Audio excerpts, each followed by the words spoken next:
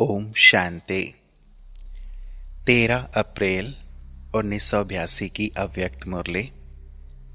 Heading है त्यागी महात्यागी की व्याख्या। अव्यक्त बाप दादा महादानी वफादार बच्चों के प्रति बोले। बाप दादा सर्व ब्राह्मण आत्माओं में सर्वस्व त्यागी बच्चों को देख रहे हैं। 3 प्रकार के बच्चे हैं। एक हैं त्यागी, दूसरे हैं महात्यागी, तीसरे हैं सर्व त्यागी। तीनों हैं ही त्यागी, लेकिन नंबरवार हैं। त्यागी जिन्होंने ज्ञान और योग के द्वारा अपने पुराने संबंध, पुरानी दुनिया, पुराने संपर्क द्वारा प्राप्त हुए अल्पकाल की प्राप्तियों को त्याग कर ब्राह्मण जीवन अर्थात योगी जीवन संकल्प द्वारा अपनाया है। अर्थात यह सब धारणा की कि पुरानी जीवन से यह योगी जीवन श्रेष्ठ है। अल्पकाल की प्राप्ति से यह सदा काल की प्राप्ति प्राप्त करना आवश्यक है और उसे आवश्यक समझने के आधार पर ज्ञान योग के अभ्यासी बन गए। ब्रह्मा कुमार व ब्रह्मा कुमारी कहलाने के अधिकारी बन गए।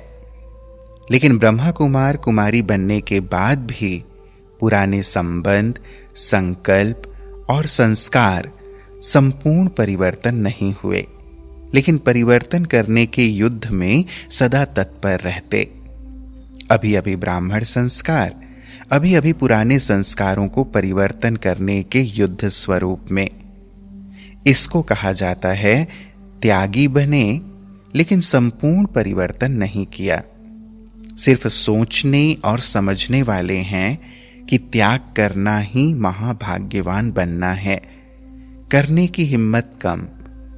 अलबेलेपन के संस्कार बार बार इमर्ज होने से त्याग के साथ साथ आराम पसंद भी बन जाते हैं। समझ भी रहे हैं, चल भी रहे हैं, पुरुषार्थ कर भी रहे हैं, ब्राह्मण जीवन को छोड़ भी नहीं सकते। यह संकल्प भी दृढ़ है कि ब्राह्मण ही बनना है। चाहे माया व मायावी संबंधी पुरानी जीवन के लिए अपनी तरफ आकर्षित भी कर सकते हैं, तो भी इस संकल्प में अटल हैं कि ब्राह्मण जीवन ही श्रेष्ठ है। इसमें निश्चय बुद्धि पक्के हैं। लेकिन संपूर्ण त्यागी बनने के लिए 2 प्रकार के विघ्न आगे बढ़ने नहीं देते। वह कौन से? एक, सदा हिम्मत नहीं रख सकते, अर्थात विघ्नों का सामना करने की शक्ति कम है। दूसरा, अलबेलेपन का स्वरूप आराम पसंद बन चलना। पढ़ाई, याद, धारणा और सेवा सब सब्जेक्ट में कर रहे हैं, चल रहे हैं, पढ़ रहे हैं, लेकिन आराम से। संपूर्ण परिवर्तन करने के लिए शस्त्रधारी शक्ति स्वरूप की कमी हो जाती है। स्नेही हैं, लेकिन शक्ति स्वरूप नहीं। मास्टर सर्वशक्तिवान स्वरूप में स्थित नहीं हो सकते हैं, इसलिए महात्यागी नहीं बन सकते हैं। यह है त्यागी आत्माएं। महात्यागी सदा संबंध, संकल्प और संस्कार सभी के परिवर्तन करने के सदा हिम्मत और उल्लास में रहते। पुरानी दुनिया, पुराने संबंध से सदा न्यारे हैं। महात्यागी आत्माएं सदा यह अनुभव करती कि यह पुरानी दुनिया व संबंधी मरे ही पड़े हैं। इसके लिए युद्ध नहीं करनी पड़ती है। सदा स्नेही, सहयोगी, सेवाधारी शक्ति स्वरूप की स्थिति में स्थित रहते हैं। बाकी क्या रह जाता है? महात्यागी के फलस्वरूप जो त्याग का भाग्य है, महाज्ञानी, महायोगी, श्रेष्ठ सेवाधारी बन जाते हैं। इस भाग्य के अधिकार को कहां कहां उल्टे नशे के रूप में यूज कर लेते हैं।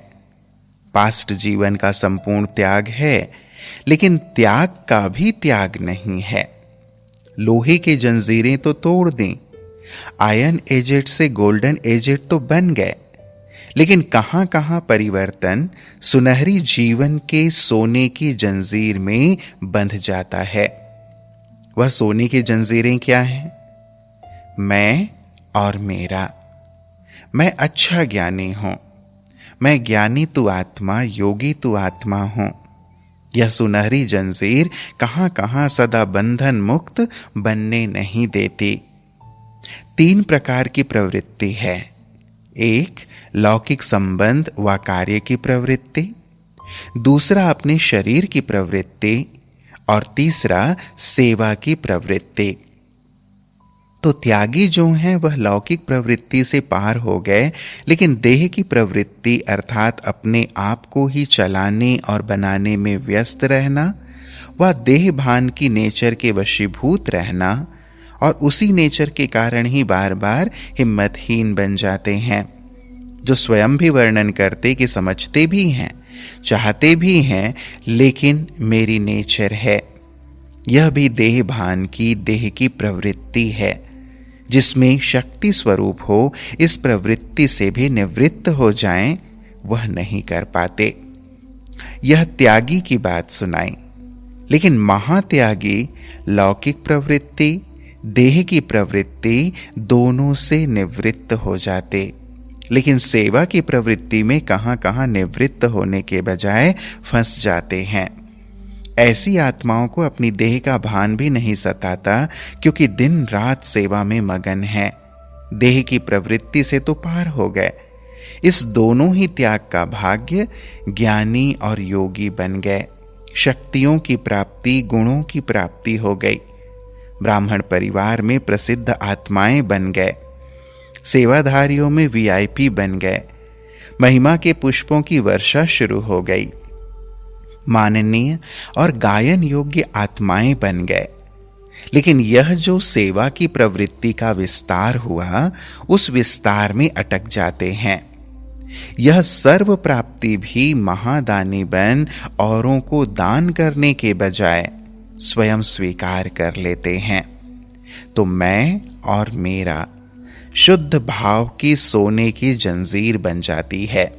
भाव और शब्द बहुत शुद्ध होते हैं कि हम अपने प्रति नहीं कहते, सेवा के प्रति कहते हैं।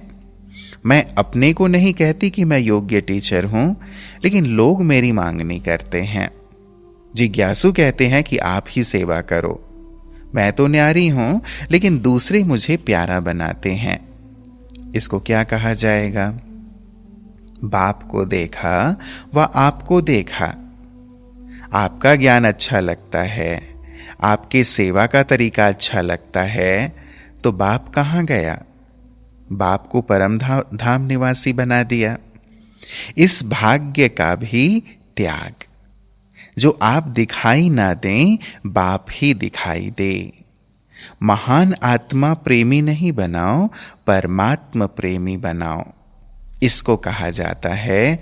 और प्रवृत्ति पार कर इस लास्ट प्रवृत्ति में सर्वांश त्यागी नहीं बनते। यह शुद्ध प्रवृत्ति का अंश रह गया। तो महात्यागी तो बने, लेकिन सर्वस्व त्यागी नहीं बने। तो सुना दूसरे नंबर का महात्यागी। बाकी रह गया सर्वस्व त्यागी। यह है त्याग के कोर्स का लास्ट सो संपन्न पाठ। लास्ट पाठ रह गया, वह फिर सुनाएंगे, क्योंकि 83 में जो महायज्ञ कर रहे हो और महान स्थान पर कर रहे हो, तो सभी कुछ तो आहुति डालेंगे ना। वह सिर्फ हाल बनाने की तैयारी करेंगे, औरों की सेवा तो करेंगे। बाप की प्रत्यक्षता की आवाज बुलंद करने के बड़े बड़े माइक भी लाएंगे। यह तो प्लान बनाया है ना। लेकिन क्या बाप अकेला प्रत्यक्ष होगा? व शिव शक्ति दोनों प्रत्यक्ष होंगे। शक्ति सेना में तो दोनों मेल फीमेल ही आ जाते, तो बाप बच्चों सहित प्रत्यक्ष होंगे। तो माइक द्वारा आवाज बुलंद करने का तो सोचा है, लेकिन जब विश्व में आवाज बुलंद हो जाएगा और प्रत्यक्षता का पर्दा खुल जाएगा, तो पर्दे के अंदर प्रत्यक्ष होने वाली मूर्तियां भी संपन्न चाहिए ना। वह पर्दा खुलेगा तो कोई तैयार हो रहा है, कोई बैठ रहा है, ऐसा साक्षात्कार तो नहीं कराना है ना। कोई शक्ति स्वरूप ढाल पकड़ रही है तो कोई तलवार पकड़ रही है, ऐसा फोटो तो नहीं निकलना है ना। तो क्या करना पड़े? संपूर्ण स्वाहा, इसका भी प्रोग्राम बनाना पड़े ना। तो महायज्ञ में यह सोने की जंजीरें भी स्वाहा कर देना, लेकिन उसके पहले अभी से अभ्यास चाहिए। ऐसे नहीं कि 83 में करना।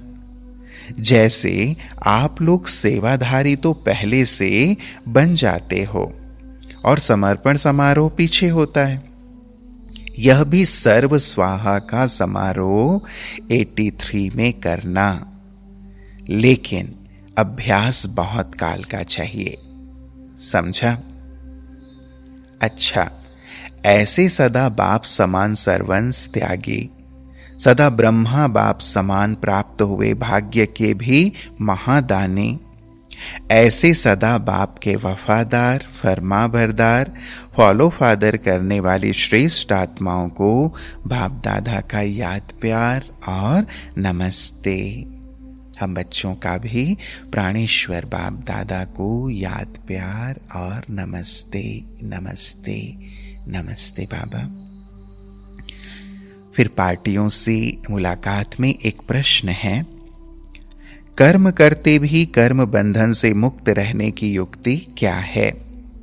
उत्तर, कोई भी कार्य करते बाप की याद में लवलीन रहो। लवलीन आत्मा कर्म करते भी न्यारी रहेगी। कर्म योगी अर्थात याद में रहते हुए कर्म करने वाला सदा कर्म बंधन मुक्त रहता है। ऐसे अनुभव होगा जैसे काम नहीं कर रहे हैं लेकिन खेल कर रहे हैं। किसी भी प्रकार का बोझ व थकावट महसूस नहीं होगी। तो कर्म योगी अर्थात कर्म को खेल की रीति से न्यारे होकर करने वाला। ऐसे न्यारे बच्चे कर्मेंद्रियों द्वारा कार्य करते बाप के प्यार में लवलीन रहने के कारण बंधन मुक्त बन जाते हैं। अच्छा, ओम शांति।